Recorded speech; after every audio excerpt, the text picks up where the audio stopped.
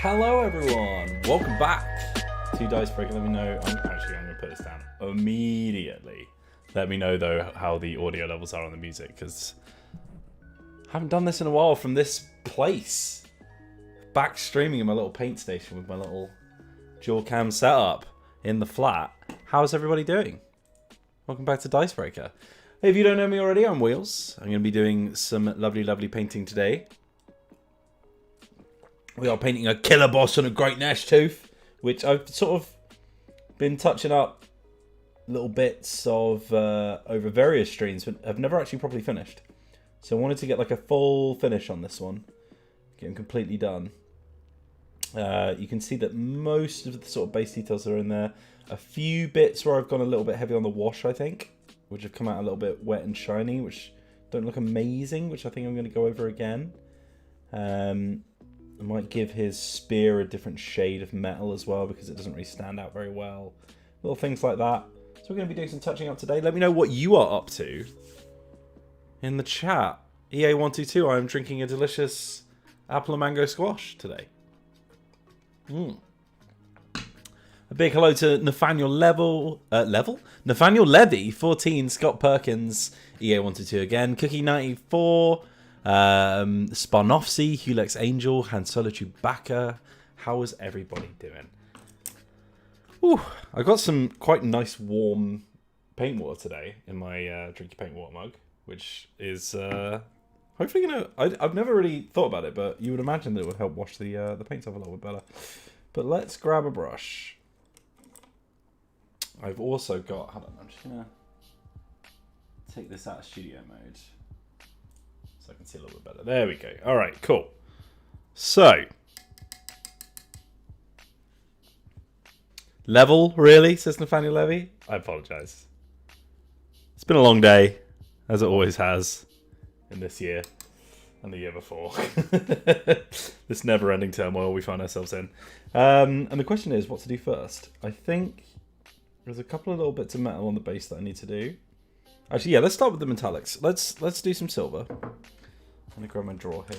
I'm just going to put my brushes to the side because I feel like they're going to get in the way. We've got some nice chill hop music. We've got some lovely people in chat, as always. It's going to be a good day, hopefully. Let me know what you're all up to today. I'm going to grab some gunmetal using Vallejo paints, as I tend to do now. Their game color range. Nice and cheap. You can grab a whole starter set on Amazon for about 30 quid, which is very nice. Jamie Cruikshank says, greetings from Singapore. Nice chill stream before hitting the hay. Love to see you. I've been to Singapore twice. My brother used to live there. Let me know what you're up to, and if you want some recommendations of things to go to. If you haven't already, unless you live there, of course, in which case you're probably quite familiar with the place, but if you haven't already checked out Horpar Villa, that place is amazing. When I went, it was so absurdly hot that every picture of me there, I'm literally drenched in sweat, which I know isn't much of a sell, but basically it's Singapore and there isn't, it's an outside park, so there's no aircon or anything, obviously, which means that can get a little bit lethal. But Horpar Villa is this incredible sort of like public park area that's full of these painted statues of loads of bits of Chinese mythology, including like Journey to the West and the Underworld and all that kind of stuff. It's very, very cool. There's a big tunnel where you go for all of the different types of torture you would get based on the crimes that you committed in life and stuff like that. It is very, very fun. I had a really good time going through it. Okay, so let's do this spear first. So I like this colour of sort of this warm bronze, but it's not really standing out very well. And I'm wondering if I just sort of lightly paint over the top of it, I can sort of get a bit of a rust vibe going on. Not sure how well it will pick up on the camera, just because it's gleaming off of the light. But I should, as you can, especially you can see it on the base handle here, as it sort of blends between the two. It should like, with the orange showing underneath, it should show a sort of rusty kind of vibe to it. Let's do the same thing on the other side. How's everyone's Thursdays? What have you all been up to? And what are you doing now? Welcome back to our hobby stream. Remember, you don't have to paint. Let's get involved here. If you are doing literally anything creative, and this is the space for you to hang out. Yeah, there you go. You can see that a little bit better. Just letting a little bit of that orange stick underneath. Just makes it look like a nice rusty metallic. Looks really nice, actually. I might do this more often. It looks really good. Nathaniel Levy says, I am defiantly not at work watching this when I should be scheduling classes. Jamie Cruikshank says, moved here permanently in August, having passed through a few times before. Absolutely recommend Haw Villa for anyone who doesn't know. Haw Villa is amazing. I had a great time at the bird park as well in Geelong. They have like a big sort of what's it called? Aviary, where you've got like a big sort of area of jungle essentially that's been sort of like almost caged with rope, so that the birds are all in there. These huge parrots will come and sit on your shoulder, and you can feed them. It's very, very fun. And I saw one sit on someone's head and try and eat the gel out of their hair, which was very funny. But yeah, no, that was lovely. It was a really nice little experience. I really love Singapore. I'd love to go back again, to be honest. Me and Zoe want to go to Japan. I think we'd probably stop off at Singapore on the way. Because it is literally just like, because it's that port city in the middle of all of Southeast Asia, you just get so many different cultures all sort of merging together. Reminds me, it's like a cool London, because yeah, London's not very cool. Let's be perfectly honest. Sure I've upset someone with that. So, I might just do the base of the spear as well, because that also is a little bit too wet at the moment. And again, we're just going to paint it quite roughly, because then it gives this illusion of rust just sort of poking through. You can really tell on this side, actually. Yeah. Just gives it that nice rusty feel. It looks even better in person, if you can take my word for it. EA122 says, nighttime in my part of the world, Singapore too, so nice and chilled. We'll enjoy some sugarcane juice and a relaxing stream. Never been to Haw Villa myself, though. The cuisine in Singapore is amazing, yeah. You can literally just go into any, like food court or anything. The stuff there is amazing. There is, if you guys live in Singapore and you haven't had it already, I don't know if it's like a chain or something, and I'm an uncultured swine, and I just saw this little booth and I thought it was the best thing in the world. But there is a little booth, if it's still there, in Vivo Shopping Mall. The one with the subway line attached to it. There's, like, in the food court area outside the big sweet shop, there is a booth that sells an entire squid deep fried on a stick, and it is incredible. That with, like, the salt and pepper rub. Oh my god, it's so good. It is absolutely so good. So if anyone is going to Singapore, I very, very much recommend getting one of those. One thing that's quite funny in Singapore as well is, like, there is just this, like, phenomenon where, I don't know if it's just in the sort of areas that I visited, but people are just so completely attached to their phones, to the point where, like, they'll be walking like this, like, looking at their phones, and then, like, about 8 times in both of the journeys, I had to wait at the top of an escalator because someone, like, almost fell down it because they were looking at their phone so intently and just completely ignoring everything going around them, which is quite funny.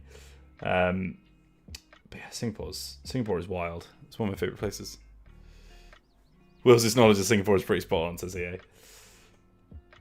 Are you both living there then? EA, you said you live there as well, right? Jamie says, as a Brit, it takes all my effort not to constantly tut whilst moving around the subway. There's also this great thing, is because obviously Singapore's got like a pretty authoritative criminal system, but they have like massive fines for littering and stuff like that, to the point where you can even go to jail for littering, I think. Which means that the city is very clean, but obviously I'm sure a lot of people have probably suffered because of that ruling. But the funniest thing is going to the subway. I'm trying to remember what it's called now. It's like a 3-letter acronym, isn't it? Like DLR, but it's not DLR. I'm sure you two will know. But the funniest thing for me is the big signs outside of all of the subway stations that say like MRT, thank you, where it's like a $5,000 fine for bringing a durian in or something like that. Because if you're not familiar with durians, they smell like rotting flesh. They are horrendous, but they're also supposedly very, very tasty. So they're like a pretty like common delicacy in Southeast Asia, but they stink so bad that they have to ban people from taking them on the subway, which is very, very funny. Hello, Jam. Good afternoon to you too. As I said, let me know what everyone's up to today. Cookie Cat said I broke out the big coffee mug and I'm waiting on the paint to dry for a miniature room. Nice. Rangfall says they are also definitely not at work. And so there's Jabaka is drinking tea and composing a cover letter. Really need the motivation. You can do it. Are you applying for anything exciting to tell us? Okay, let's see. 14 says I like those Victorian. Jam says might try to finish off a unit. Do it. That's what we're here for. Okay, right. What was I doing? So I've got a little bit of silver on the weapon. There's like a little bolt on this this bit of rock that I've got down here. I need to clean up the feet a little bit as well. I think most of this is just going to be tidying, to be honest. So let's grab... Hold on. Is there any more metals?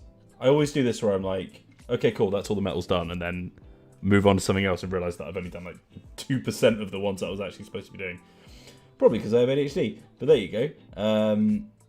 Let's get some of these little brackets here. Doing incredibly fiddly bits here. We have Scott Perkins as a member for 5 months now of Dicebreaker Plus VIP. Still have work for 2 hours. Would happily commute / eventually move if I through some small miracle got the DB job. My current job makes me miserable. Might paint later though. Painting is a lovely escape. So if you are currently not happy in your employment, I can highly recommend going for a nice little paint to chill yourself out. But as Scott says, because Scott has applied themselves, we have a current open role here on the Dicebreaker video team. If you or anyone you know is interested in a career in sort of tabletop journalism, we are opening like a very junior role open, just like we did when Liv joined, which means that you have to have absolutely you don't have to have any experience, sorry, to join. So if you are completely new to the industry, actually I'm just gonna put myself over, there we go. If you're completely new to the industry, you've never done anything like this before, all we ask is that you love tabletop, you like being on camera, and then you're passionate and keen to do the work. So please do apply. Unfortunately, it is a permanent role in Brighton, which means that you have to be you either have to be able to commute to Brighton or to relocate if you get the job. This is something that we're aware is not amazing for accessibility, but unfortunately because of the nature of the job, with being a tabletop journalist, you do have to be in a studio playing tabletop games quite a lot. So unfortunately, we're a little bit hamstrung on that one. But we can do lots to help out people come and try for the job. So do you know what? If someone wouldn't mind going on the website and finding a link for me, that'd be great, because I literally have so much stuff in front of me. Zoe, you can put the kettle on, it's fine. Okay. Zoe's been learning the limits of how much noise you can make whilst I was streaming. But with this one, it's a painting stream, so it's a bit more chill. Say hello, everyone. Hi. Everyone say hello to Zoe. Jam says, I shall stick with checkouts for now. Yeah, unfortunately, we've had a few applications for people in the US, and unfortunately, unless you're able to relocate here, like there's not really much we can do about international applications. But I'm sure if you have a chat with the people hiring, there might be some provision for helping with relocation fees and all that kind of stuff. Obviously, I already lived in Brighton when I took this role, so I'm not 100% clued up on what our relocation stuff is. But there you go. Yeah, so if you hear a kettle in the background, that's Zoe making a tea. So I'm just getting this little hooked bit here that is sort of attaching this human flesh banner to my killer boss, because that's currently still red. I've got like a red undercoat on these because we sprayed them red and sort of copper colour for the Let's Play that we did. So I ended up building them all and then just giving them a base spray so that we could get playing as soon as possible. Oh god, Scott, you can't actually post links, can you?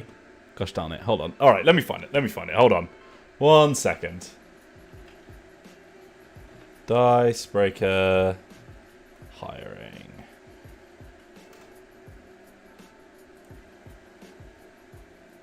No, that's the old one. That's the new one. There we go. Right. Okay. Sorry about that, Scott. I forgot people can't post links in the chat. There is a link if you would like to know more. So have a little look. See what you reckon. More details are there. There's also a link to the actual application bit, which will have all the details. So everything there that you need to get applying. We'd love to have you. We're obviously really, really keen to hear from marginalised voices as well. So if you are frustrated with not seeing people like yourself making tabletop content, then please get in touch, because we want to hear from you. And like I said, this is not a role that needs loads of experience, so we're hoping that we can reach out to more people who are from marginalised voices in the world who are keen to make content about tabletop. Swan obviously says, you know, it kind of goes with the music and mood of the stream, hearing a kettle on.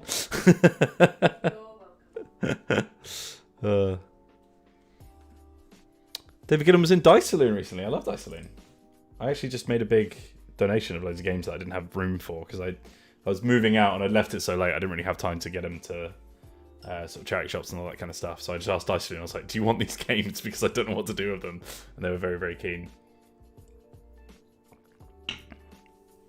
Oh my goodness. Scott Perkins says, I cannot stress this enough. Even if, like me, you don't entirely fancy your chances, go for it. Better to apply it and not to get it than not apply and have no chance. Absolutely, Scott. Well said. Okay. Let's see. I'm actually going to get a smaller brush because this one's quite chunky for what I'm doing. Good luck, or a quick dare. Thank you very much for the big super chat. How you doing, my friend? Long time no see.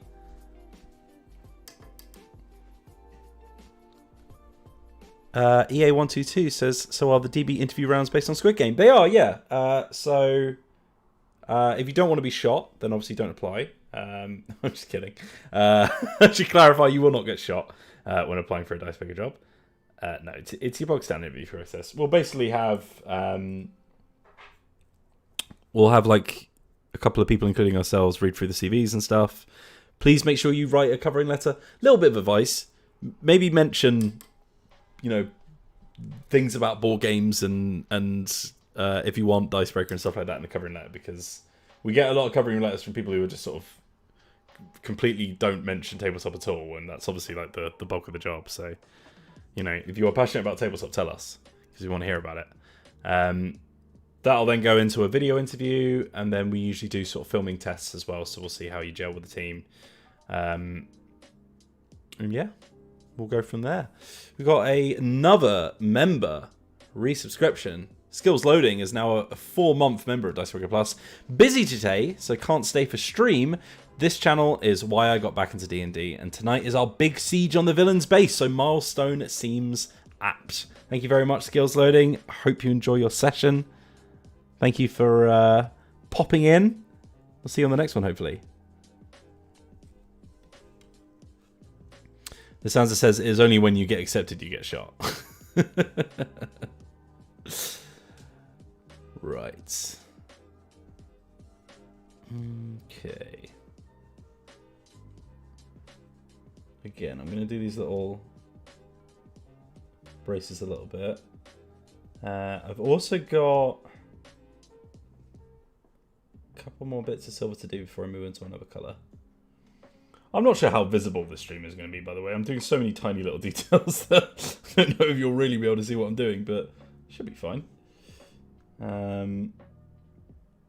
I want to get these brackets on the end of these bits of woods as well, because they're sort of holding this little saddle together. What's everyone been playing video games wise recently? Or tabletop? Let me know what you've been up to. I literally just finished the epilogue for Red Dead 2. First time I ever played it. So quite a lot of crying on that one. For reasons I will not say, just in case of spoilers. I had a very, very sad ending. But also sort of bittersweet because obviously it's a prequel, so you know what happens with John after the game ends and stuff like that. So many small moments, though. I loved how much more human Red Dead 2 was. Jam says Warhammer.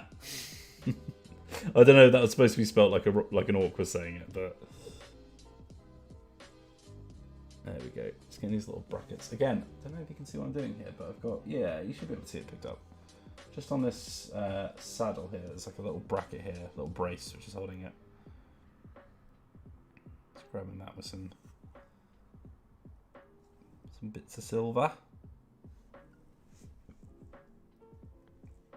It's just little bits like that I've missed that just clean the model up when they're done to make it look more cohesive, more finished.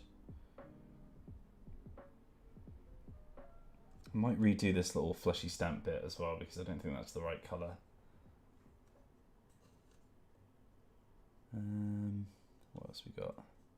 I think that is all the metal, unless I'm being an idiot, which is often the case. I think that is all the metal. Okay, so now Hewley says, video game wise, playing Shin Megami Tensei 5, level grinding for a boss. Tabletop, Yu-Gi-Oh! Draft against my spouse. About to commit crimes against card games with this deck. Oh, for goodness sake.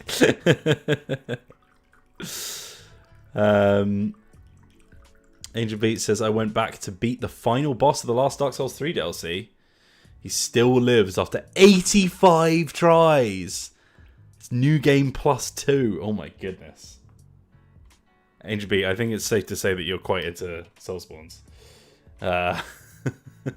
More than me, anyway. Brian's been playing some Inscription. Cookie Cat been playing some Animal Crossing. Big new update recently. Forza Horizon 5 from Alex. EA was playing Last of Us 2. EA12 says, I'm playing Last of Us 2. It's really good, but so dark. In truth, I find it difficult to sympathise with many of the main characters. Oh, hello, Toto, for goodness sake. It was only a matter of time, wasn't it? Wasn't it? Only a matter of time. You've been shouting all day, haven't you? Loudest boy in the world. Yeah, I really don't vibe with the direction The Last of Us 2 took. I also just think the original Last of Us is just kind of okay. I'm sure I'm going to get like burned at the stake for that opinion. I think it's fine. Like as a video game, I'm not sure it's the most revolutionary thing in the world. Just sort of making it more film-like, but you know, whatevs. Right, I'm going to grab this dark red here. Oh my god, drop all the paints everywhere. There we go. Oh, at least one person agrees with me, 14. Thank you. Grab these. Toto, you're right under my feet. What are you up to? He's up to some hijinks. Han Solo says, Toto demands to be on screen. I think my cat speech is a little rusty. Hello. Hello. Right. You took a long break after 69 tries. I mean, it's only right, isn't it? It's only right.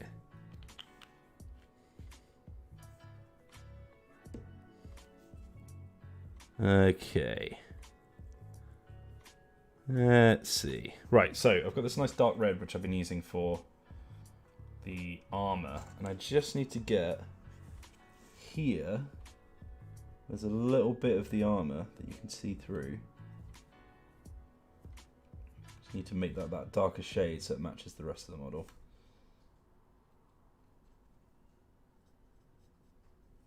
The problem is I haven't actually used the base coat shade of red on anything. So whenever you see that base shade of red, it looks like it really stands out because it's not supposed to be there. Are there any other little bits of armor that I need to get? I think they're all the right colour. A little bit dusty actually because I haven't painted it in a while. It's just been sat on the side.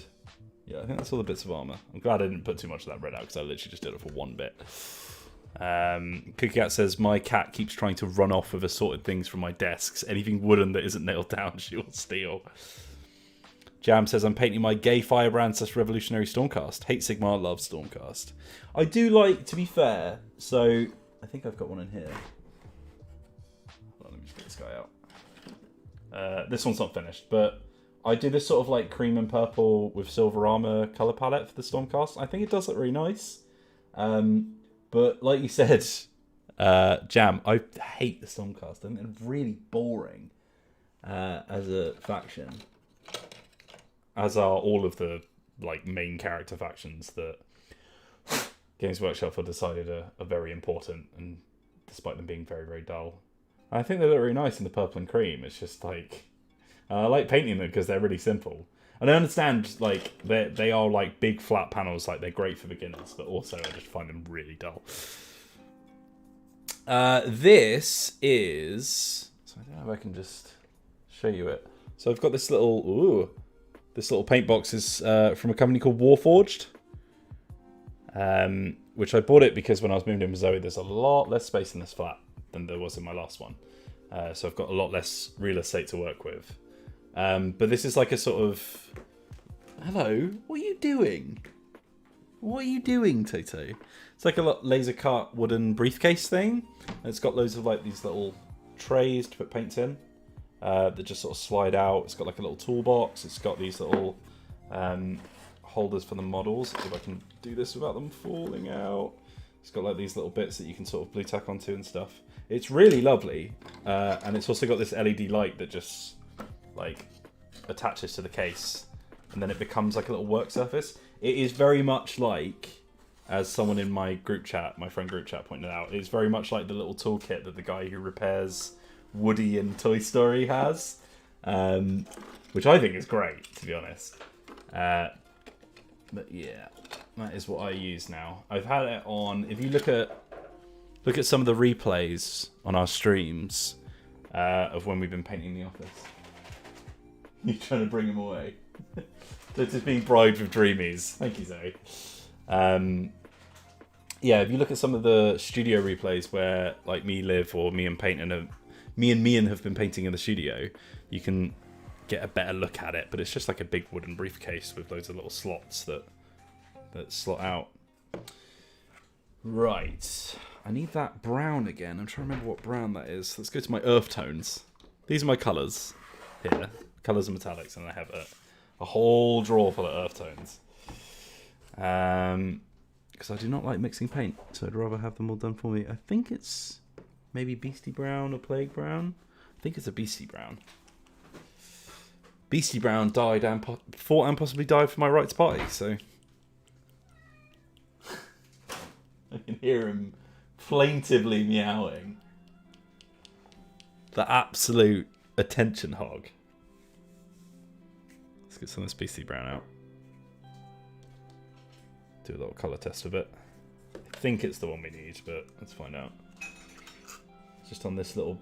I don't know if you can pick it up on camera, but there's a bit of a skirt at the top, which is still red and shouldn't be.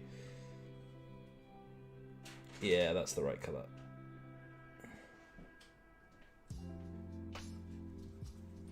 So I'm just going to paint over that.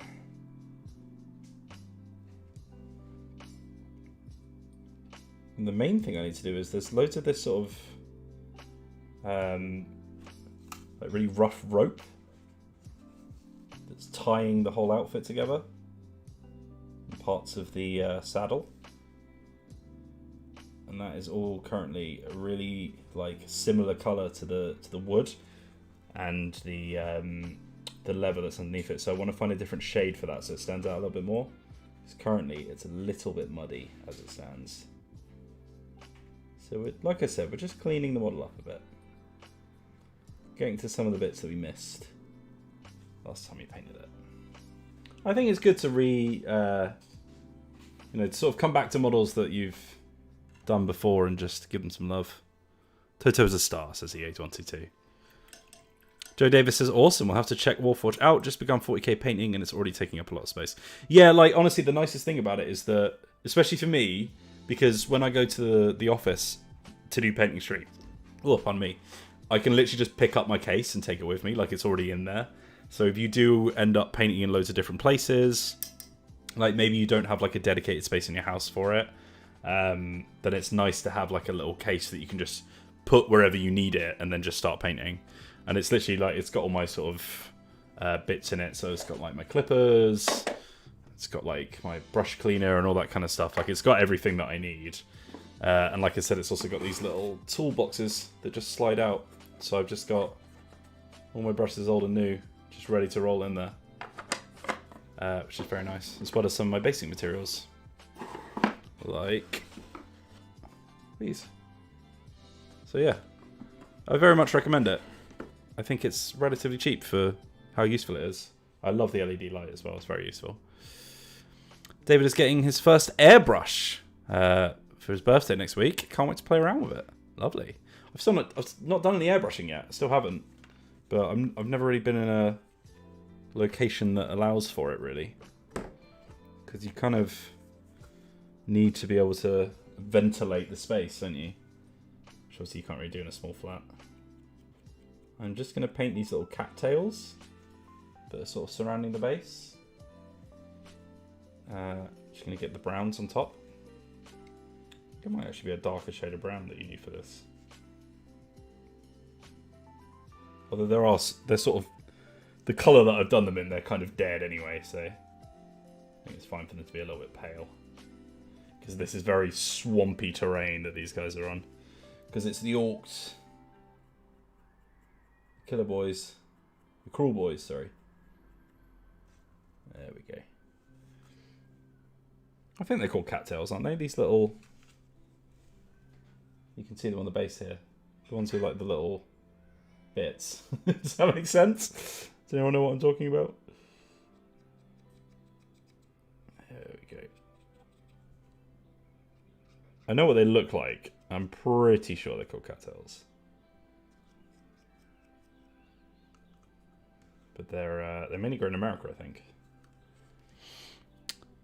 Whoa, Brooke Boyd says, good morning, yay for painting. Yay for painting indeed, my friend. Please do come and join us. Even if you're not painting, come do some hobbies with us. Just have a lovely time. That's what this is all about. Big Bob Ross energy. Chilling, vibing, doing some nice painting. No pressure here. If you'd like to show me what you've been doing as well, we have a hashtag that we use on Twitter, which is hashtag Dicepainter. I'll type that out for you in the chat just in case. That is hashtag Dicepainter. Pop your creations on that hashtag. Maybe tag us as well. And then we can have a look as well. Let's see.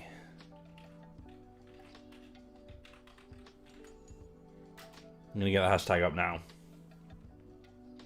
Last one was from November 4th. So, been a little while. But let us know what you've been up to. Painting some happy little cattails. Exactly, Cookie Cat. Exactly. Just put these paints back. Got a bit more space. Right. So that was the brown. Are we done with brown? Any more browns we need to do? I don't think so. So what I want to do now is, actually, take this right back out. I want to get like a sort of, maybe like a sandy colour to paint the, because I think they make it out of reeds, their rope. You know, like proper like swamp rope. I'm going to see how it looks, and we can always change it if we don't like it. Although I am slightly concerned that that's the paint colour that I use for that. Although it would make sense for it to be the same colour as the stuff on the ground, if that's where they're getting their material from. So let's give it a go. Let's see what it looks like. This is called Iraqi sand. I'm not entirely sure why it's Iraqi sand, but there you go. I think this is from their like military paint set, which, you know. But there you go. Not just like desert sand, for example. Probably would have been fine. But yeah, I'm going to paint this onto the sort of... Let's try it on here. Because that's right in between all the different colours. Oh, that is quite bright. That is quite bright. I can darken it down with a wash. Do I want it to be that bright? We'll give it some contrast. Yeah, screw it. Let's give it a go. Like I said, we can always darken it down with a wash.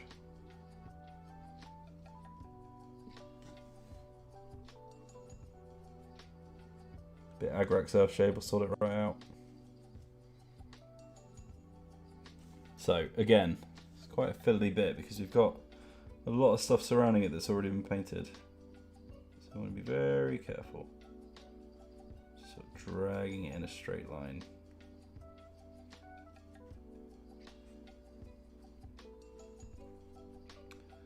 I think one thing you learn about painting the more you do it is like a lot of it's about gestures rather than, you know, filling in blocks.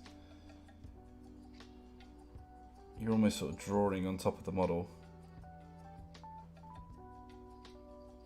And the smoother you can move the brush, the less likely you have to worry about painting outside the lines.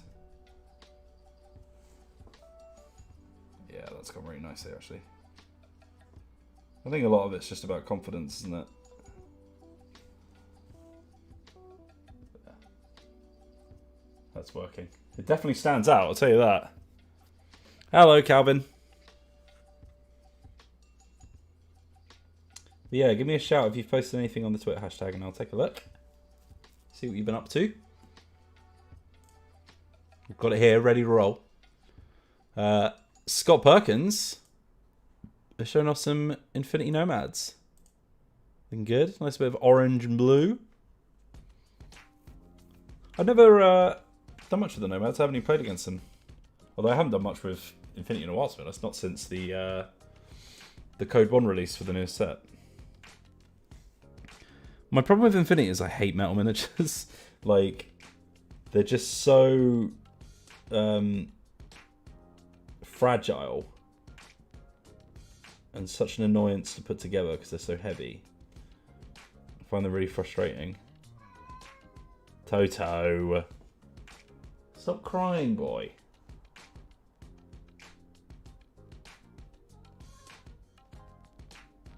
He treats like him not getting exactly what he wants exactly when he wants it as the biggest catastrophe that has ever happened on planet Earth. Don't you? Huh? You little nuisance. Huh? You're a little nuisance, aren't you? For goodness sake. A catastrophe, says Angel Beat. But Brooke Boyd says, I know nothing of Warhammer. Is the mount a cat-like creature? This is a gnash tooth. I've painted him to look like a battle cat from He-Man, which is why he's got the stripes. That is not like a standard thing. But yeah, it's kind of like a swamp creature, like, you know, doggy catty vibes. But this is one of the orcs, or the Orruks as they're called in Age Sigmar. So they've got a lot of sort of monstrous mounts. But I think this is something that's sort of native to the swamps that they inhabit. Sponosty says it sounds like my kiddo at times, to be fair. Well, Toto is a massive child, so that would make sense. That would make sense. Ismail Melamed says, and where did he learn that from? Well, who could say? He's adopted, so, you know, I blame his previous owner.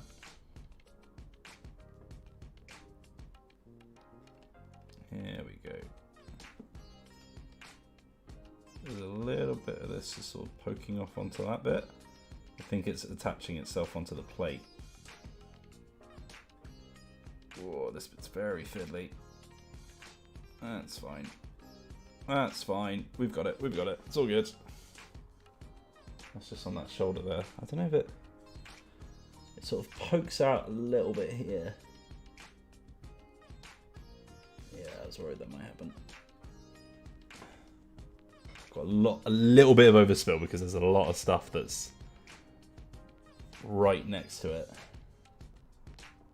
Again, we're just going to get in this little crevice here. It's getting fiddly, lads. It's getting fiddly. Again, now we're going underneath other bits. This is, I think, the trickiest part about miniature painting is not necessarily how big or small something is. It's how easy it is to reach. Which is why I see a lot of people sort of break down their miniatures into smaller pieces to paint and then assemble them after they've been painted. But my problem with that is, like, I think I struggle to see the big picture unless it's all put together. So I very often will just build the whole mini before I start painting. And even though it makes it harder to paint, like, for me, it seems easier because I can sort of zoom out whenever I need to see the whole thing put together. And then often I find that, like, it's difficult to then blend the two pieces that you've painted separately into one cohesive unit, if that makes sense. You know, it's like having a canvas that you split in two and you have to paint them separately, you know, it makes it difficult.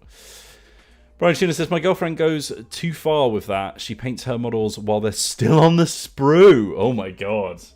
That is outrageous. I used to spray them on the sprue and then construct them. I'm not entirely sure why. I think it was just more economical. But it meant you'd get these weird little bits where it's like, you know, like the bit that you'd cut was grey or whatever. It didn't really work very well. Scott Began says, I find Superglue Activator is great for small contact points.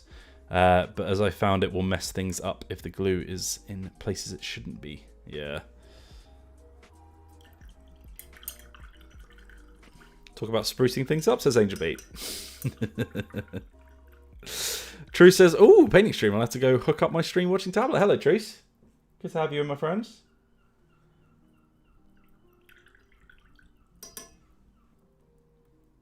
Right. Let's see here. Let's see here. Okay, so we've done the sort of like reins around the neck. So now we want to grab this bit that's underneath the butt of our rider.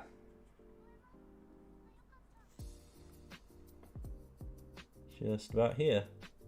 And again, you probably didn't notice these bits because they were blended in so much with the current colour.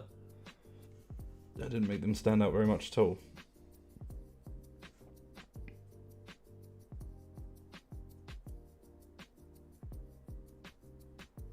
There we go.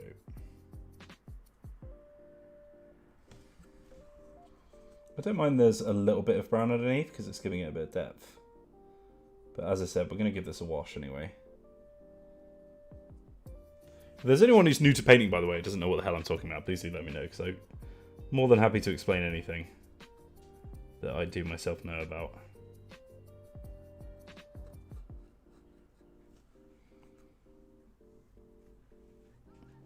But currently we are literally just applying paint to a model, so it's pretty straightforward.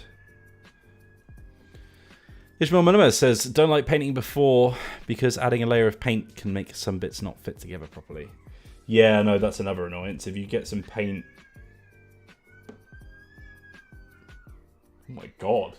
Is that downstairs? I got no idea. Good lord. There's a screaming child somewhere. Not a problem you'll ever have on one of mine or Zoe streams. So... we are... What was I talking about? Yeah, if you paint a model and then construct it, the other problem is, as Ishmael pointed out, you've got like layers of paint on top of the bits that are supposed to connect. So if you end up having too much paint on a bit where you're joining two parts of the model together, it can make those parts bigger than they're supposed to be, which can mean that when it comes time to put them together, you don't really have as neat a fit as you might have done before you painted, which is something to think about. And in general, I think it's just easier to apply glue to a model that isn't painted because you're just putting it straight on the plastic. So you kind of have to hope that the glue sort of cuts through the paint to melt the plastic, because model glue, or at least, you know, specifically model glue, stuff that you're normally using when putting together these models, which I think is called plastic cement. The way it works is, unlike sort of standard glue, it's not an adhesive as such. Like, it doesn't create a layer that sticks two things together. Instead, it physically melts the plastic to then bond it together with another piece of plastic, and then, you know, when it dries, it just forms into one solid object. Which is why plastic models tend to stick together a lot better, and why, you know, metal ones tend to fall apart, because as soon as that super glue attaches from either side, it's gone. Whereas to break a model that's been glued together with plastic cement, you're physically snapping the plastic, so it's a bit more difficult to pull that off. A lot of times you'll see that you're more likely to actually like snap bits that were never connected than you would the bits that you have connected. But again, if that plastic cement can't get under the layer of paint, then it makes it very tricky to get that model back together.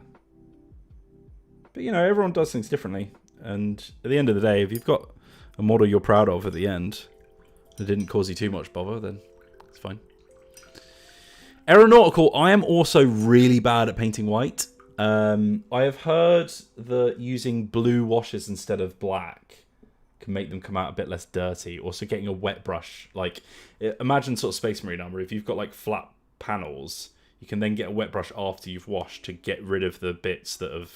No, to get down, get down, get down, get down. There's way too much stuff up here for you to start jumping up. Yeah, so just sort of like use the wet brush to get it off of the flat panels and just let it sit in the recesses. I've heard that works, but I've never managed to get it working myself. I think white is one of the most difficult colours to work with. What's the best paint name, says Brett Boyd. That one's easy. I've got it right here. Nighthaunt Gloom. Doesn't get much better than that, does it? Closely followed by the other one that came out at the same time, Hexray Flame. Incredible names. Say what you want about Games Workshop, but they know how to name a paint. Blue's the best for white shading, says Cookie Cat. Yeah, JW says Games Workshop do a great white contrast paint, though it doesn't work well on large flat panels. I do want to try some of those contrast paints for lighter shades, because I think they'll probably come out a little bit better than like a flat wash against a standard paint, you know? You know what I mean? You know what I mean? Stephen Gilbert says, wow, hope my boss and Gnashtooth ends up looking as good as that. Thank you, mate. I'm still working on it. I'm currently trying to get these bundled bits of reed, I guess, that he uses as rope to sort of stand out a bit more. Because they're currently sort of blending in quite a lot. So the way I'm doing that is giving them a lighter sort of almost sandy colour to them. And then they're a little bit bright at the moment, so I'm gonna wash them a little bit darker with some Agrax. That's the plan, anyway. Ishmael says, I mean, with the price of stuff at their stores, I count on them having someone who's good at, whose job it is to come up with good paint names. Yeah, you'd hope. You would hope. Huli says, I can post it in the hashtag on Twitter if you'd like to see it. Oh, I did end up sketching Beyblade 47 from last podcast. Go for it. That's Dicepainter. I wasn't on the podcast, so I don't know the joke, but go for it. Right, let's just get underneath here.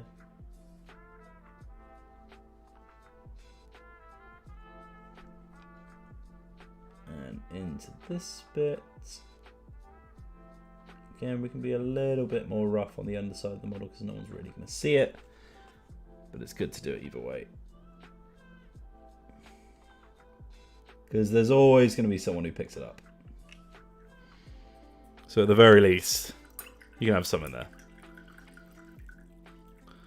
Scott Perkins says the best paint is Vallejo's Vomit. Is it just called Vomit?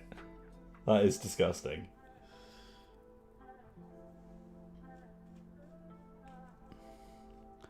Stephen Gore says, whatever you're doing, it's working. Thank you, Stephen. Okay. Again, let's get a little bit more of this sandy colour here. Just get the foot wraps.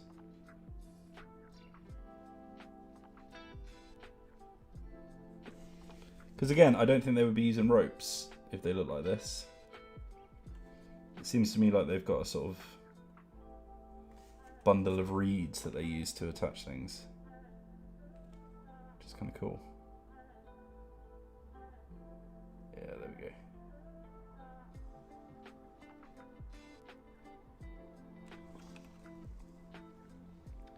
Already, I think that's having a... And again, it looks very bright on camera because it's sort of getting hit by the light quite a lot. I wonder if I can... Actually, hold on. Let me just see if I can grab the manual controls for this.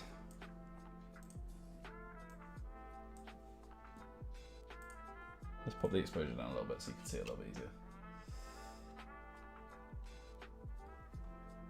Yeah, you get the gist. You get the gist.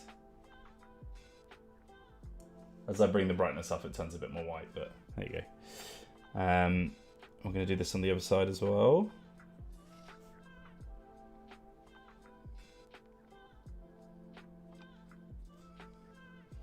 Make sure there's not too much paint on the brush. Otherwise we'll overload it. Especially on these really textured bits. That sort of rope-like texture gets quite a lot of paint in the crevices, which can kind of ruin the texture of it.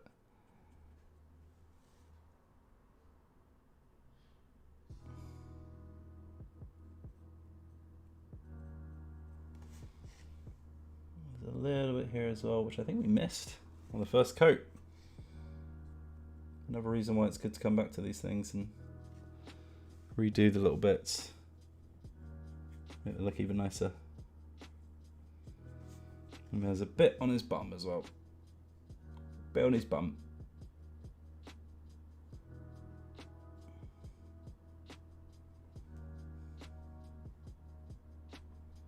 There we go.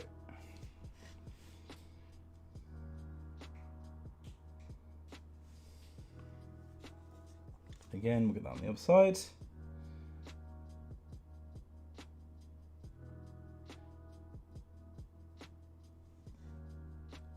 Another little bit where we're trying to clean up some of the red that's still showing from the undercoat. Top tip, unless the majority of your model is going to be that shade, then maybe don't use it.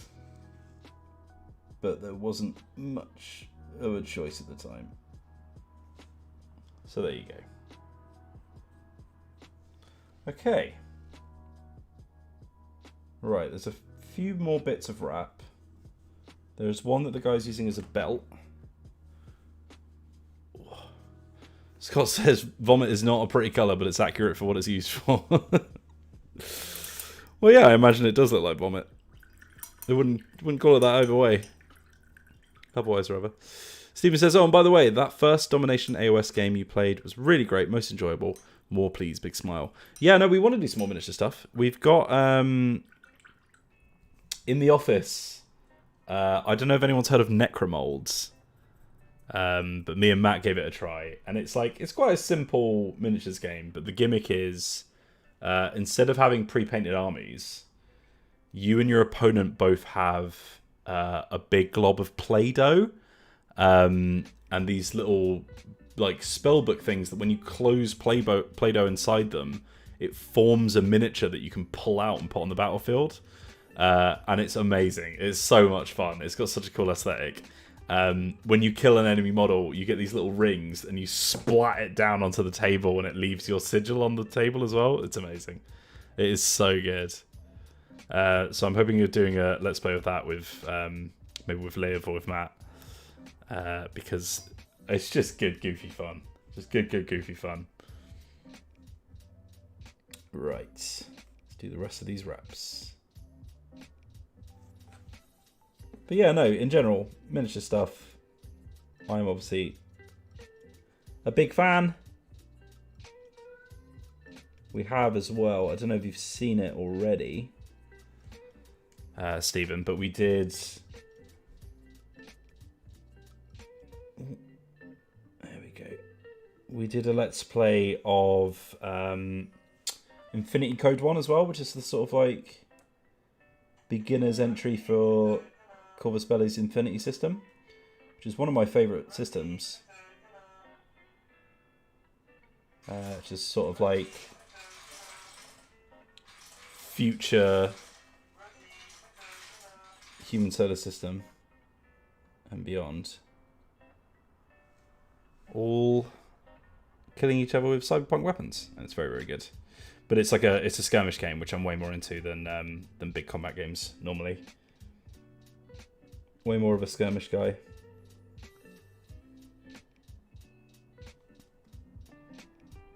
Oh god, this bit is tiny. It's absolutely diddy. There we go. We just about got that. There's a couple of messy bits which I think will come down in the wash. Should hopefully save it a little bit.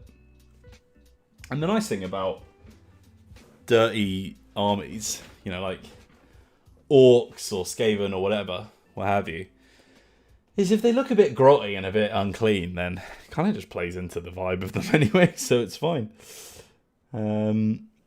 Stephen Gilbert says, oh, I think I will check that out for sure. Have you tried One Page Rules Age of Fantasy Skirmish? I have not. I will say, I can't remember who wrote it, but I saw a set of rules for a like skirmish game that is specifically meant to be like a really refined version. And the way they do movement is really good. You have like... you have essentially like a really busy battlefield with loads of what's it called? With loads of like terrain and obstacles and stuff like that. And instead of measuring out movement, you basically just move from cover to cover, as long as you can make like an unbroken line between them, which doesn't get interrupted by anything else. So if you can get from one ledge to another, like, or you know, one chest high wall or whatever to another in a straight line, then you can just move like that instead of having to like get measuring tape out and stuff like that. I think getting rid of measuring tape is a really, really interesting way of doing miniatures games that I think would open them up to a lot of people. So I really want to try that at some point. Scott Perkins says the new Infinity Box is great. Nomads versus Ariadna. So space rebels versus colonists that thought they were abandoned for almost a century. Sounds very cool. Ismail says, Wills, you're giving away the reason us orc players play them. Bad painting can be explained away as bad being intended. Yeah, no, mate, I like my Skaven stuff is intentionally messy a lot of the time because it's just like, there's no point doing like a really neat paint job for something that's supposed to look grotty and unclean, do you know what I mean? Which is quite refreshing, to be honest. Is that all of the reedy stuff? I think there's a little bit on his back here, which is holding up the banner. The human flesh banner.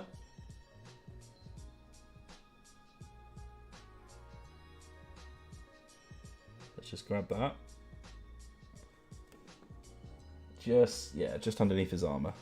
Under his armpits. Again, it's quite a tricky bit to reach, but we'll do what we can.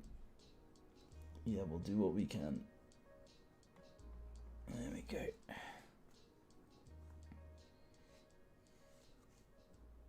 There's a little bit under here as well. Again, don't need to be too neat with it because no one's really going to see it. That looks good.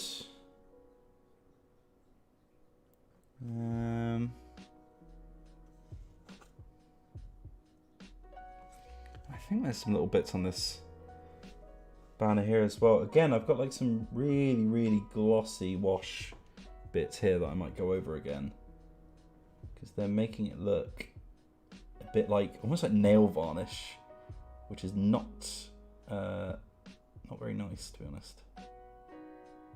Because again, I was going for that sort of like wet, greasy look, but I don't think it works quite as well on this bit of the model. Especially seems like not all of the model does it, so it kind of stands out quite a bit.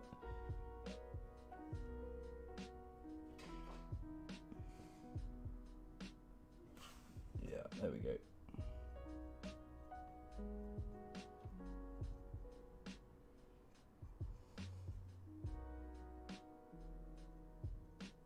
Yeah, that's okay. It's also adding a bit of a dry brush almost to the wood, which kind of looks nice. I'll do it on the flesh as well. Ooh, that's really good on the flesh. Happy little accidents. Turns out this colour is a good highlight for flesh.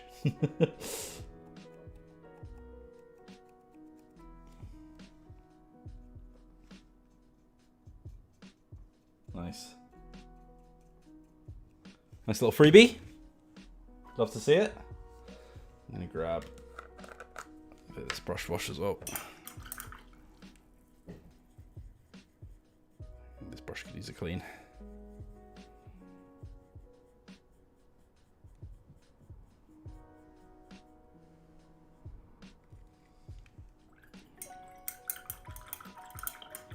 Happy little accidents. My mum every year on my birthday says official bubbles. As long as it's a happy accident, that's all that matters.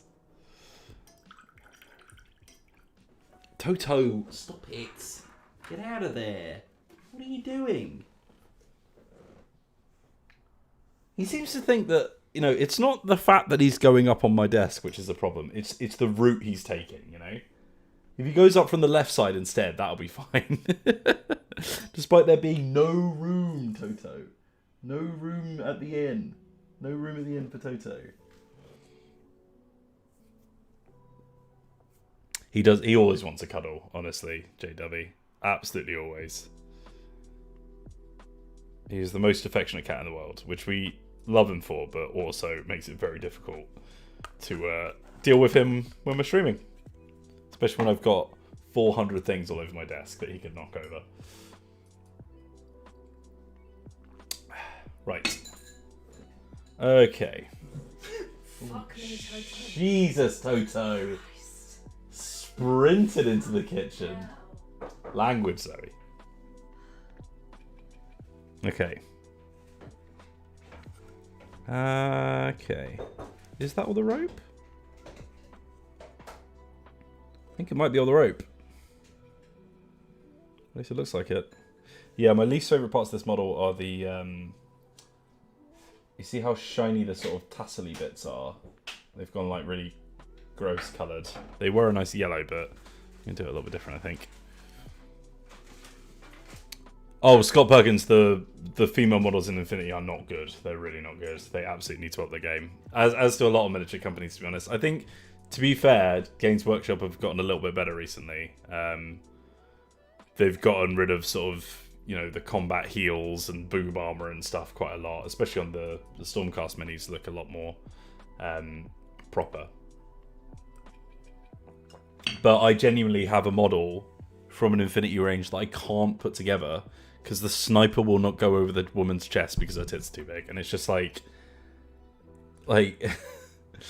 it's oh god, it's just the form-fitting outfits and all that crap. It's just embarrassing, to be honest. Like, it needs to be sorted out. I hope they're likely to improve on it, but who knows? I think sometimes it takes your main staff being shown the error of their ways, and if they don't, then, you know, they won't do anything about it. Right. I think that is all of the straw. So I might give that like a little wash now. Let's get the Agrax out. I really need to buy some more Agrax. So I'm running low.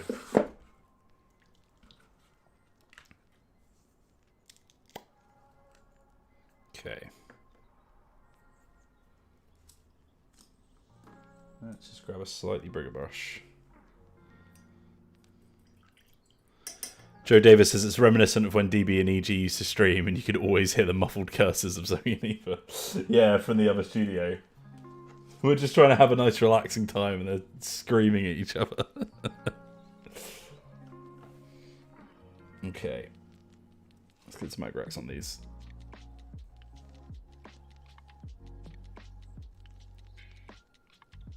Yeah, there we go. Don't be afraid to over apply because we can just soak it back up with the brush. Just like you shouldn't be afraid to apply to the Dicebreaker job because who knows? You might just get it. It's not a bad experience.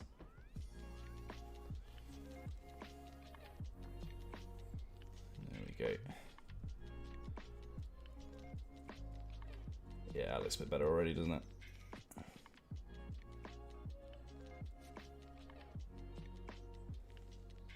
Okay. I tend to find if you're doing a wash of these kind of like, you know, almost ropey materials when it's got lots of strands or stuff like that, it could be with fur as well, you are better off going sort of side to side on it rather than, you know, following the grain. Because otherwise the paint doesn't quite sit in the crevices quite as much. And this is one of the occasions where like the wash can really add some depth because there's so much room for it to sit in. So I think you should not be scared to give it a good old washing.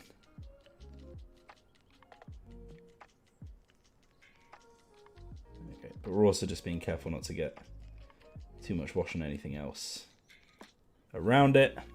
So otherwise we're going to leave little watermarks, which we probably don't want. I'm also just going to hit this little bit of metal that we have at the back here that we did earlier. And also on the spear.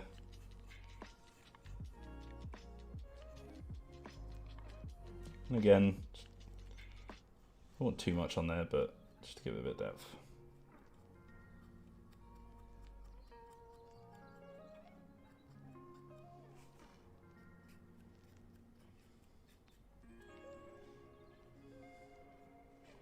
Yeah, there we go. Lovely stuff. Again, I'm not sure how much of this is actually showing up on camera, but you'll hopefully see it in the photo I post at the end of the stream on hashtag Dicepainter.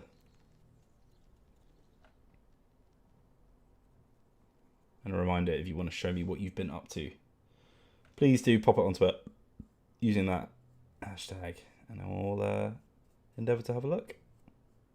Just let me know in the comments if you've already posted something that I haven't seen yet.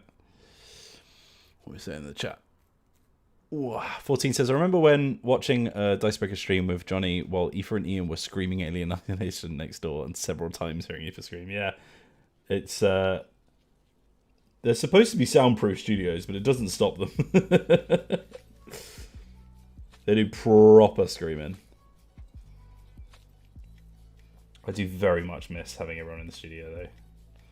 They were good times. Hoping to get back to them soon.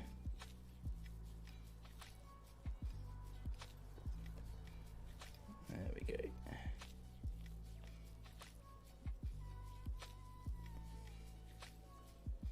That's the ticket. And a bit slipped over there.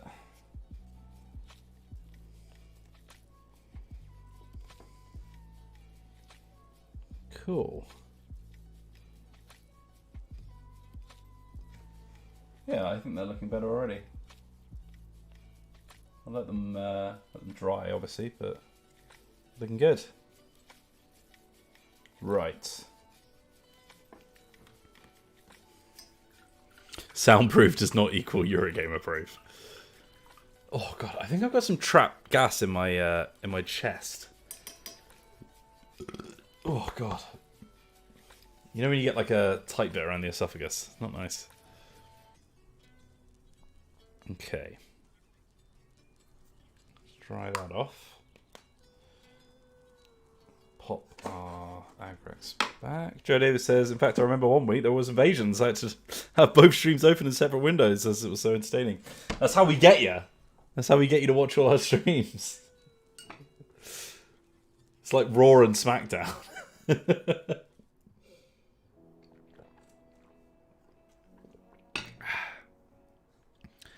Right. Let's see. I think I'm going to get that Beastie Brown out again. Just to fix up a couple bits that have gone a little bit too shiny. Oh god. Ian Didgeridoo-boing us was actually really funny. Because I genuinely, like... There's a lot of times where, you know, things like that will happen. We'll be like, oh yeah, very funny. But then that was one of the examples of where I was just like, what the hell is happening? Genuinely really impressive that Ian can make a didgeridoo out of, like, just random, you know, wrapping paper tubes and stuff.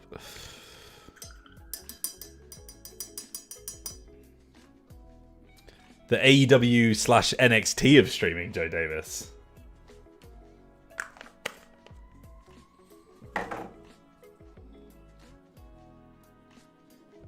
Okay.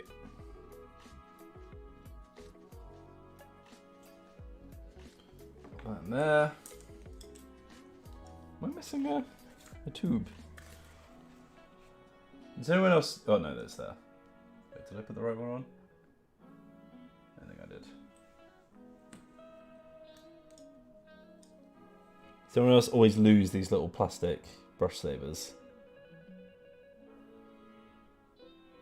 Constantly misplacing them because they're see-through, so they're really hard to see. Because you see through them, just like the name suggests. It's the best sort of prank, confusing and largely harmless as choice. Exactly that. Right. Oh god, it's 20 past 3 already. Okay, let's crack on. So, we're going to use this BC Brown. I'm using Vallejo paint colours, by the way, just in case anyone is wondering what shades I'm using.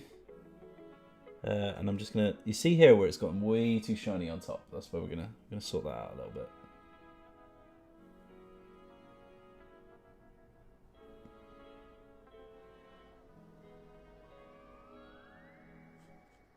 Yeah, there we go. Flatten it out a little bit more.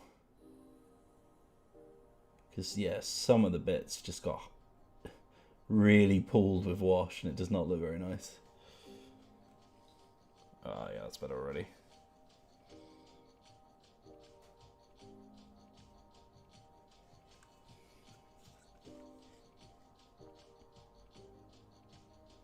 I think they got hit with other bits of wash from the armor and stuff like that as well, so just neatening it up a little bit. I think, especially with leather, having some flat blocks of colour on it can actually lend a little bit to its credibility, to be honest, because it's... Leather's quite a sort of sturdy material, so having a crap ton of really, really dark and light patches can make it look a little bit more fake, I think. I'm just going to add a little bit. Basically, it's kind of like a highlight, really, but it's just going to go over the top of the stuff we've already painted.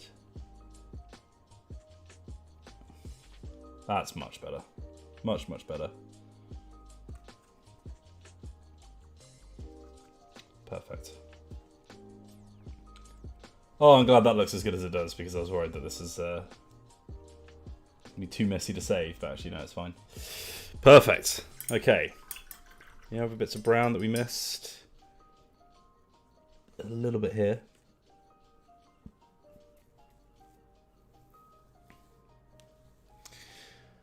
Kelvin says, will we have another Magic Arena stream? The new Innistrad expansions are quite nice.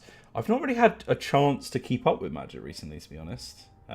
We've got Innistrad cards in the studio. literally just haven't cracked them open because I've had quite a lot of other stuff going on. That's made it difficult to play much Magic recently because I haven't been playing much personally, much Arena. It's sort of fallen a bit by the wayside. But the problem with Magic is it's incredibly frustrating. So sometimes I just get a bit bored of it, really. But when you haven't done something in long enough that it makes it even more of a task to jump back into. There is also some brown here under the shield, which I failed to get to the first time we painted this. So I'm just going to get those as well. Doesn't need to be super accurate under here. Because again, no one's going to see it.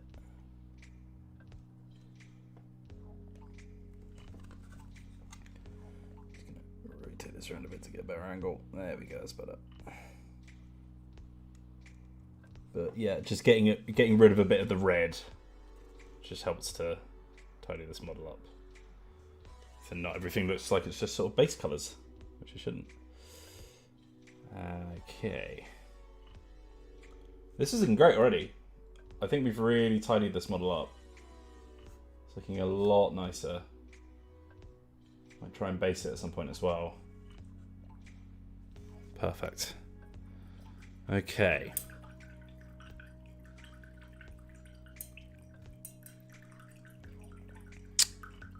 How's everyone else's projects going, says CookieCat94? One day you will move back to the office and find every game has been moved to a different box, says CookieCat. That would be genuinely hellish. That would ruin my life. Oh, God.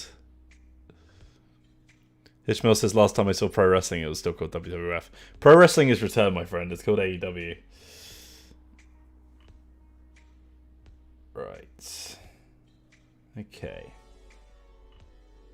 So this is all looking good. I think I'm gonna find a different colour to use on the top knot and the bit of fabric attached to the spear.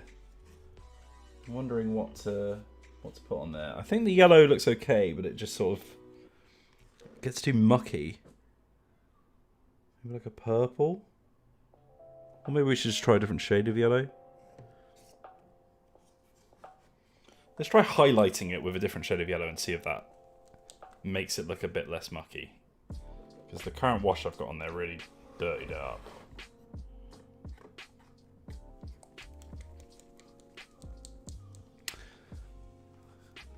Toto for official DB mascot. How about everything being moved slightly to the left? Potentially, yeah. Oh God, why is this one so tight?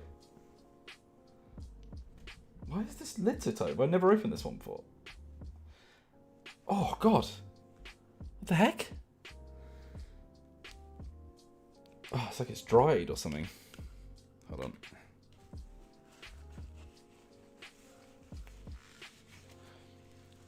Ah, ow! Why won't this open? What the heck? Oh my God.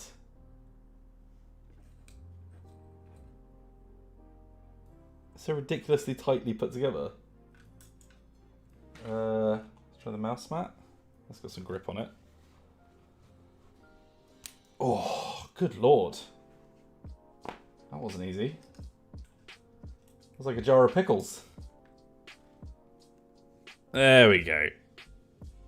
Oh, I think that is literally the first time I've ever opened this paint. I've not used the shade yet. Did someone glue the cap? Hope not. Otherwise there'll be price to pay. Okay. This is a very, very almost pastel yellow. It's very bright. Let's see how it looks. Acrylos al agua.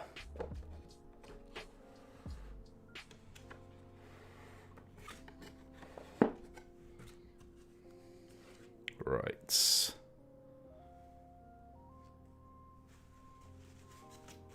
I'm going to use this bright yellow. Just gets the air bubble out. I'm going to use this bright yellow to sort of highlight the current yellow we've got there. Just a little bit darker. This is super thin because it's a very bright colour. Let's be careful with it.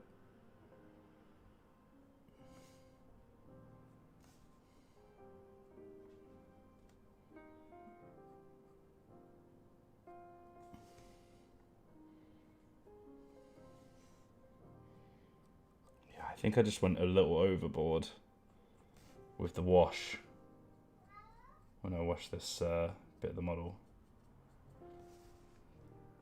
Just came out really, really dark and grotty.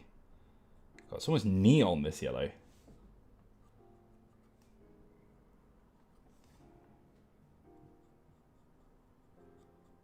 Ooh, it's coming out a little green under the... Toto, why are you crying? You can't come on my lap 24/7, bud. I'm sorry. I know. It's devastating, isn't it? Toto the cat, who gets more attention than any living creature on Earth, is not being given attention right now. Huh? How terrible. How dreadful. What a cruel fate that has befallen upon you, Toto. Again, let's try some of this top knot here on his helmet.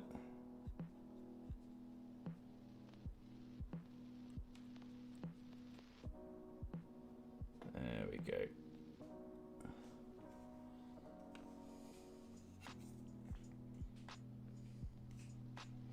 I think it's a little bit better. Yellow and red is, of course, a classic combo. All the best football teams, I can tell you. Okay.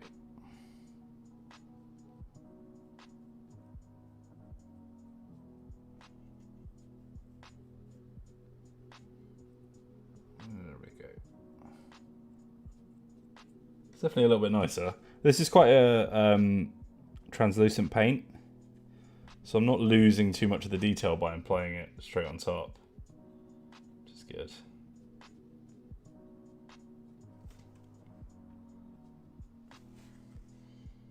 So we're still getting a bit of texture to it, but when I put it over the really brown bits, it comes out really horrible and green, which I know for an orc model is probably not the end of the world, but either way.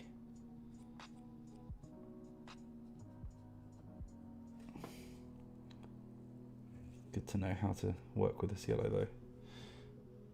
So again, first time I've used it. There we go. Never really got this little strand the first time I applied it.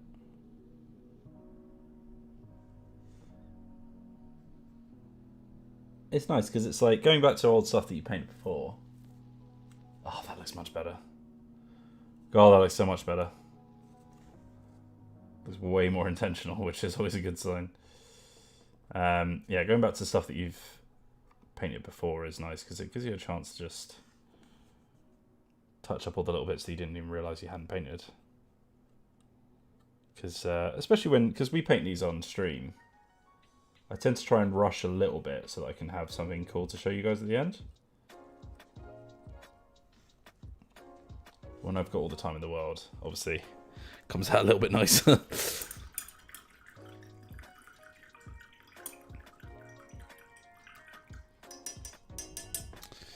Right. Ismail says, seems like I have to pop out for some shopping. Model's looking better than at the start for sure. Wheels, enjoy the stream, guys. Thank you very much, Ismail. Happy to have you on.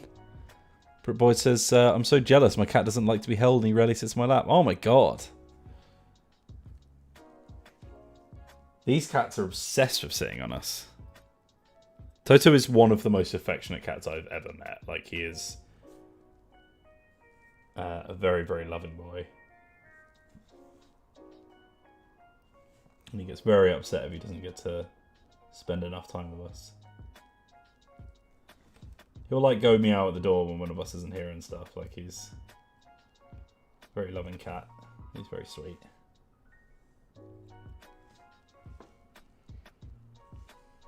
Nice. Yeah, this is looking good. Happy with this.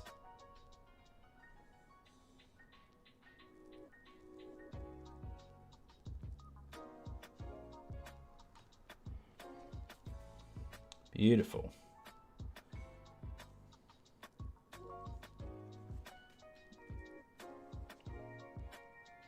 I'm wondering if... Yeah, I think the top half's looking good, but the bottom half is a little bit messy still. So maybe let's work on that for a bit.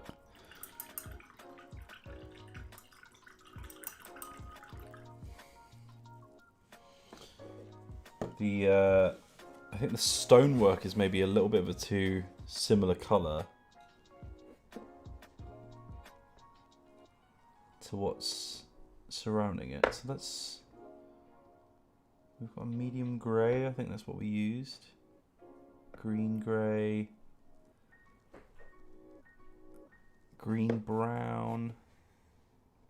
Dark grey. Cold grey. Let's try cold grey.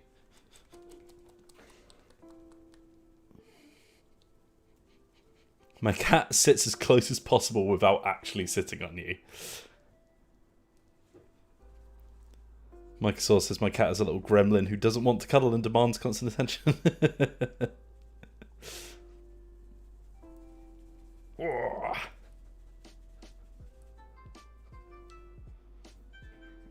There we go.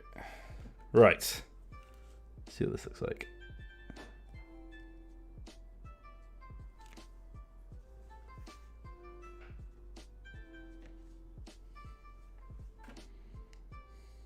Probably need a little bit more than that, to be honest, because we're doing the whole wall. Okay. Right. A nice grey colour for the stone, because I think we've got a lot of yellowy browny tones, so everything's sort of merging together a little bit more.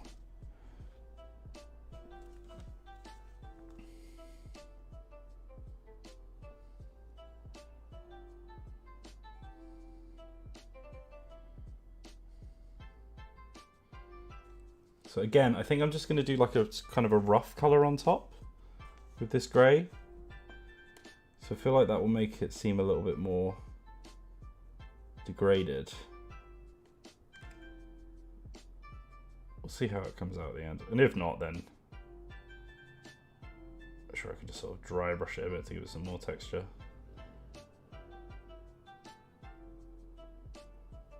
Because this is a ruin, you know, like... Shouldn't look good.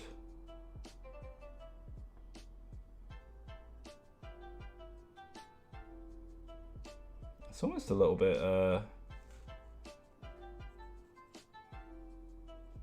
there's some slightly sort of Aztec-y vibes to it. I wonder if it's supposed to be kind of Seraphon, old Seraphon territory, or the lizard men, as they used to be called. And again, I'm just doing like a rough overlay with this grey. So it's sort of letting a bit of that sandy colour just stick through underneath.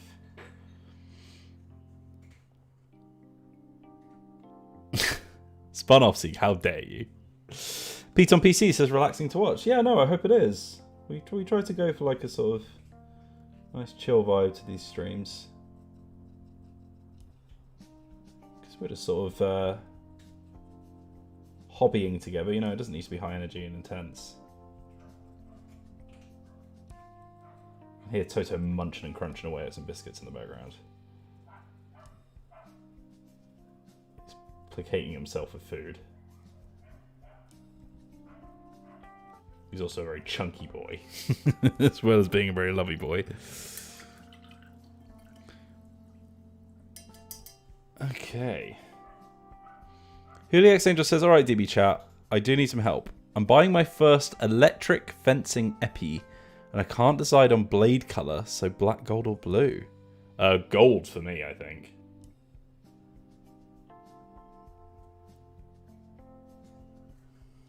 Love gold metallics.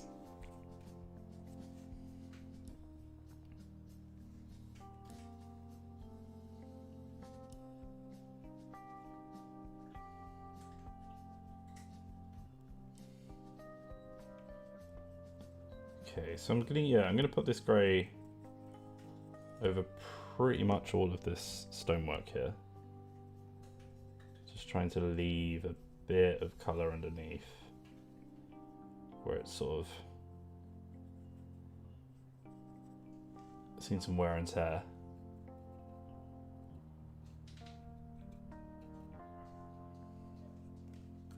Because it's the combination of colours that makes something look nice, you know. I feel like, especially with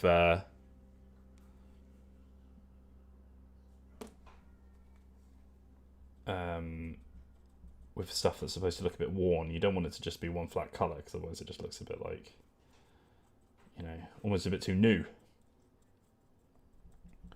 So by comboing some different tones, I think you get more of a sense of a aging of the... Not a fan of that. Skip this one. Maybe it's alright. Nah, next track. Hope you're all enjoying the sort of lo-fi vibes, by the way. JW says, "Oh no, neighbours' children are home from school. It's about to get noisy here." We just had a kid like screaming downstairs recently. Like we don't really have kids near us in the area we're in, because it's all flats really. So you tend to not have families in smaller flats.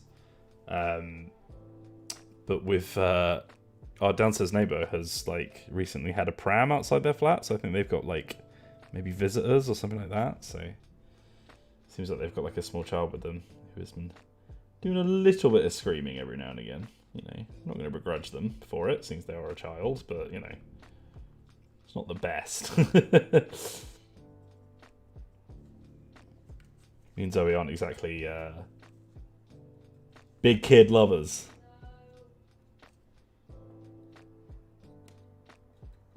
As Michael Scott puts it. Right. Yeah, I think it's nice actually. Bit of grey sets it apart. And I need to fix up this foot on this creature because it's been painted a little bit sloppily. Again, I think that's where I was trying to finish up a stream sort of thing, where I was, you know, getting tired of painting one thing, so I wanted to move on to something else or something like that. That happens. Not the end of the world. Easy to fix.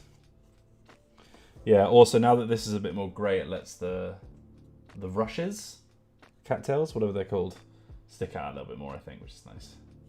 Just adds a bit more depth as well to the model, because I think you've got more of a contrast between the bottom half and the top half with the colours. It's getting there. I'm not used to painting greenskins, so I'm still sort of experimenting, I think. Orruks, sorry. I always call them by their old names because I know original Warhammer because of my old job.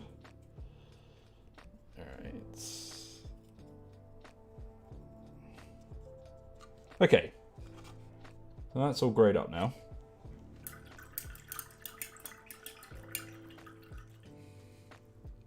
Exactly, Cookie Cat. Children are okay as long as you can hand them back to someone else after a bit. Yeah, I have a niece who I adore called Olivia, who is wonderful.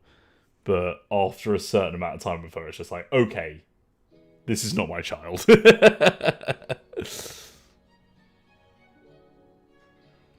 Panda, it's a US Office reference, don't worry. Oh. Okay. Let's see. So what colour did I use? I think I used like a stonewall grey for the flesh, or the fur rather, of this creature.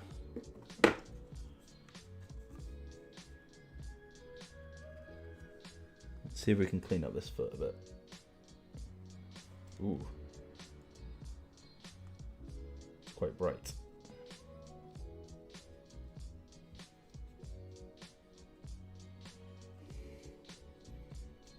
It's very bright. Might just be because I haven't washed it yet. Because I did a null oil wash on this fur, which meant it's It's a very dark wash.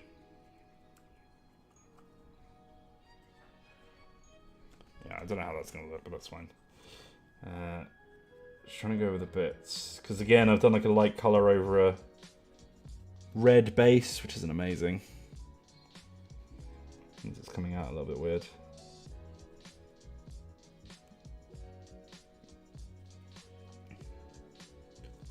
But I am just sort of brightening up the fur a little bit on the rest of the model.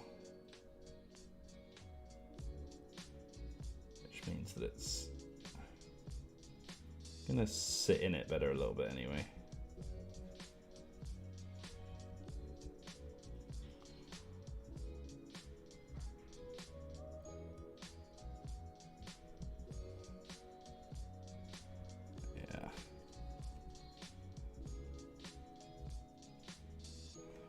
Yeah, the fur on this creature is a little bit mucky, to be honest. As I said, white is not a strength of mine.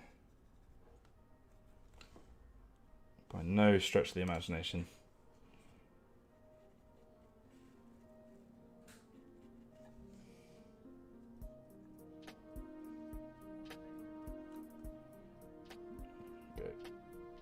Crevices of these toes and stuff.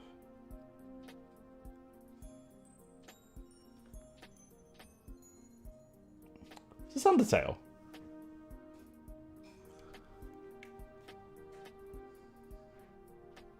Is this an Undertale remix? There's definitely Undertale bits in this. Oh, I'm also going to get the fur on this guy's head, which is currently still red for some reason. It's poking out between two bits of armor, and I think I got confused.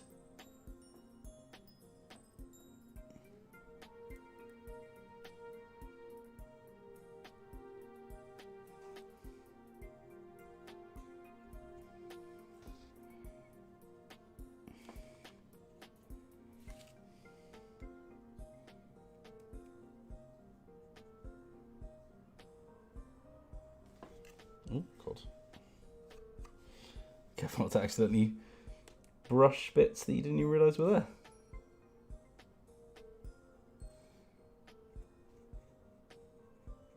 Oh, this brush is fraying a little bit, annoyingly.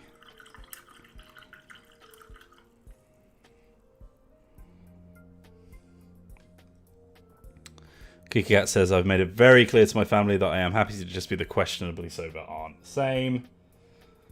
Just going to be the fun uncle. The funkle. The Funkle Pop. Fun Uncle and Wine Aunt, says Zoe. That's going to be our role.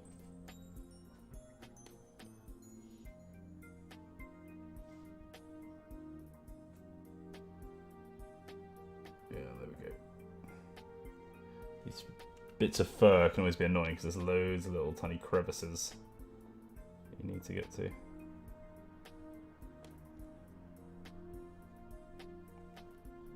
Yeah, that's the ticket. That's the ticket.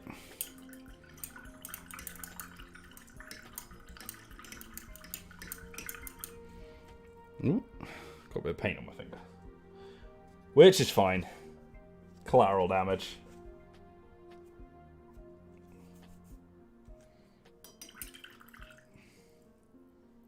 Okay.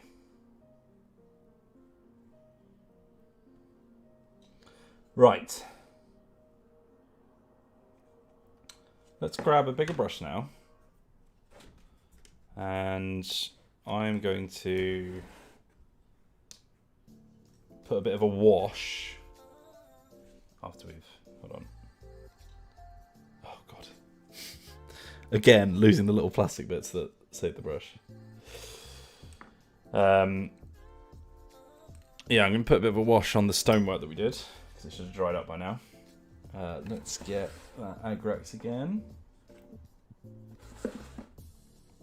Oh, it's grey actually. Let's do normal. Everything's a bit too muddy at the moment. It's wild to me that people still can't buy PS5s. That's such a strange concept that there's a brand new console that you literally can't get hold of. It's a little bit unprecedented, isn't it? Like, I understood it, like, when it was around launch. And obviously there's always competition for who gets something, but to be, like, this far into the PS5's life cycle and there's still, like, so many people that have no access to it whatsoever is pretty astonishing. This hellscape of a year that we're having.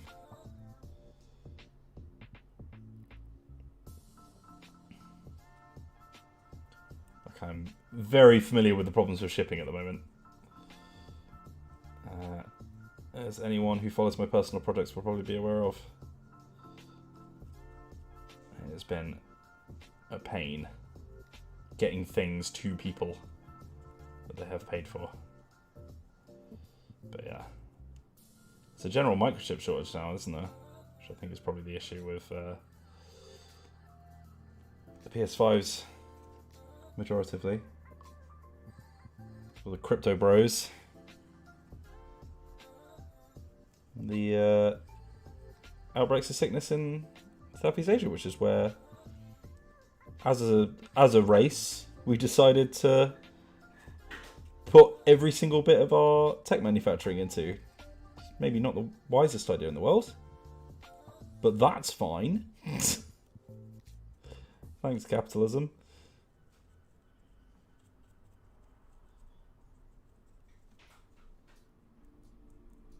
Okay.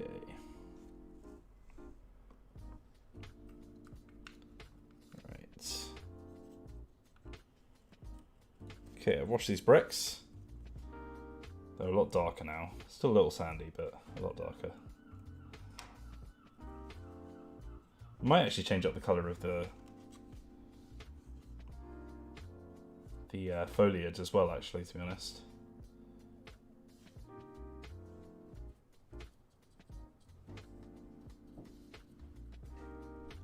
So I don't think it looks intentional.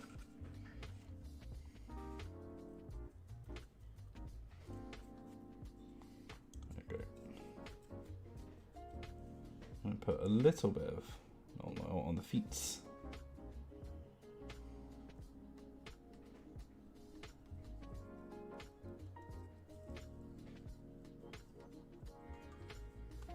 Make sure they're blended a little bit better because that's all fresh paint over here. Put a bit on the fur on top of his head as well. God, I really need to get some new washes.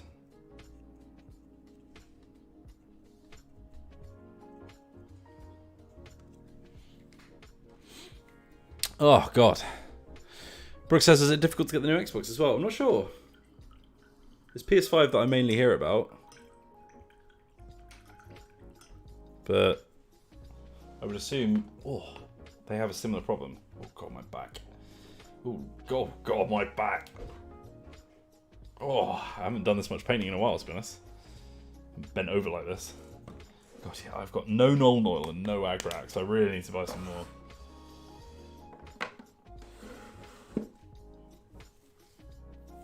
Saw someone selling a photo of a PS5 on Facebook. God's sake. Oh, God. Gotta respect the hustle. Okay.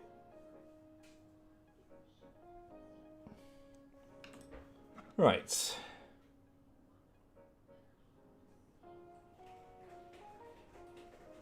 Yeah, I think last thing I'll do is just going to change up the color on these plants on the base of the model. Let's get a different green.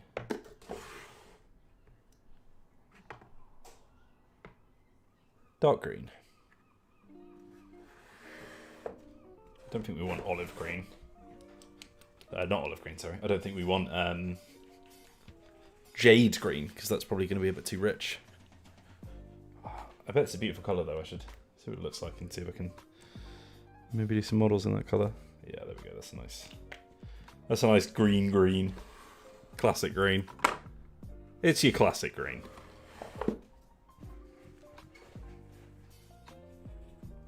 It's quite a rich one, actually. Might be too rich for these plants, but we'll see how it looks.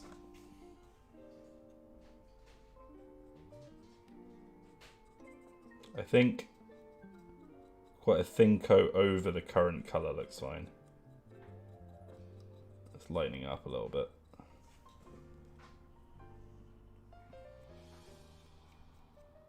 Again, we want it to look like it's dying a little bit, you know? It's like a nasty swamp.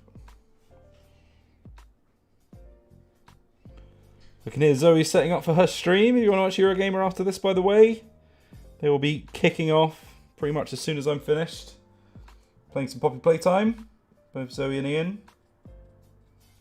I think it's Zoe playing as well, so be prepared for headphone warnings.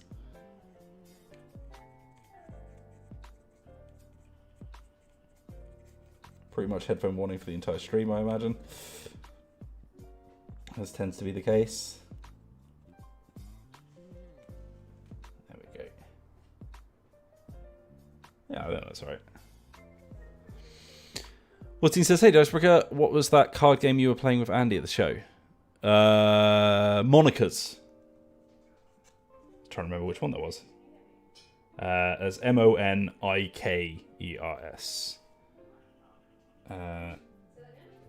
There are, I think that base box set that we were playing with isn't very available anymore, but there are other sort of themed sets that you can buy, and then you can just, obviously they're just cards, so you can just combine them into one box if you want. I think they've got quite a few now.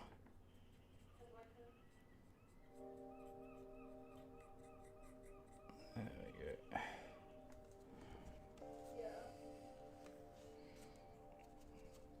Making the base of this look a little bit more verdant, but that's fine.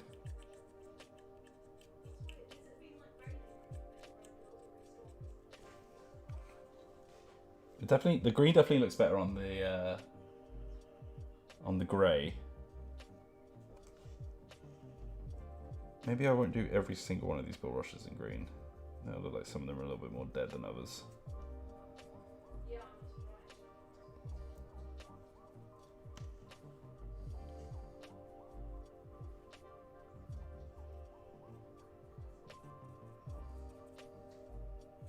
Yeah, there we go. That's quite nice.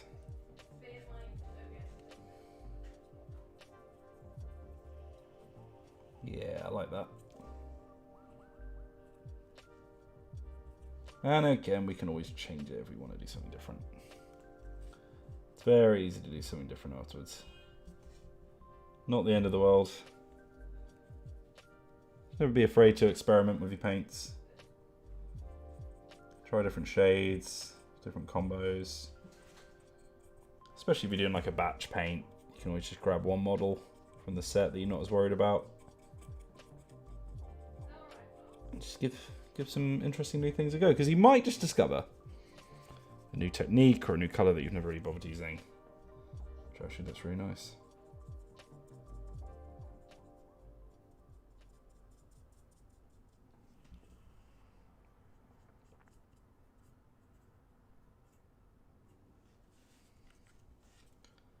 There we go.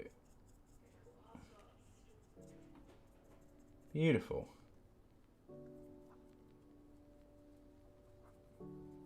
Yeah, there we go. I have one that's sort of all green, so it sort of sticks out a little bit as well.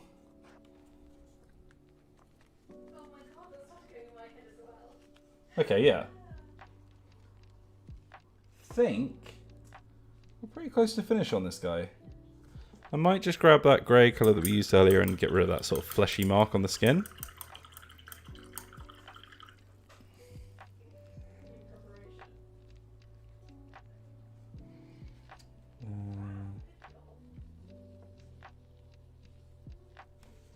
It's just... yeah.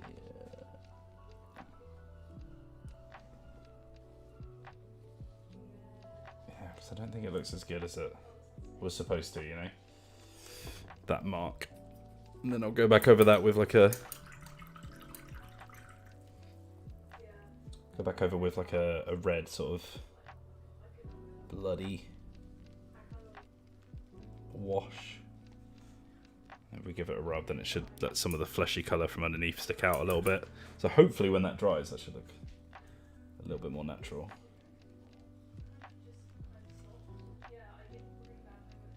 Right. Okay. Good. I'm happy with that. I think I'll call it there, folks. As the stream start for other people, we've got only a couple of minutes left, so I will say my goodbyes. Thank you very much for watching, everyone.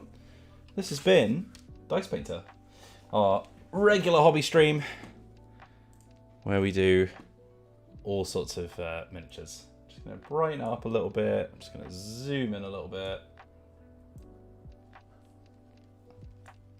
Is that doing anything? Is that already a max zoom? What's happening? Oh, it's max zoom. Okay.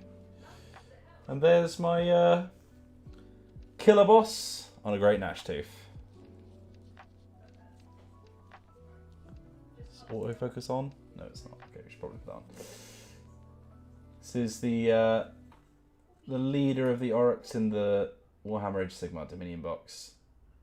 If you'd like to know where you can get him, I'm sure you can get him as a solo model as well. But that's how I've painted him so far. Still a few little bits I can probably clean up, but there you go. Thank you very much for watching, everybody. This has been Dicebreaker. I've been Wheels. You can find us doing all sorts of things here on Dicebreaker on YouTube, which is youtube.com/Dicebreaker. And, of course, Dicebreaker.com, our home and half, where all of our fantastic editorial team are putting out loads of stuff for you, as well as all of our contributors, including some stuff on how to get into Warhammer, how to start painting, all that kind of thing. So if that is what you're looking for, then that is where you should go. I'm actually going to get my finger over the outro button here. Please do hit subscribe if you haven't already. Click the bell icon if you haven't got it clicked, because that notifies you when we ever do a new stream or a new episode on the channel. So it's important for us that you see the videos.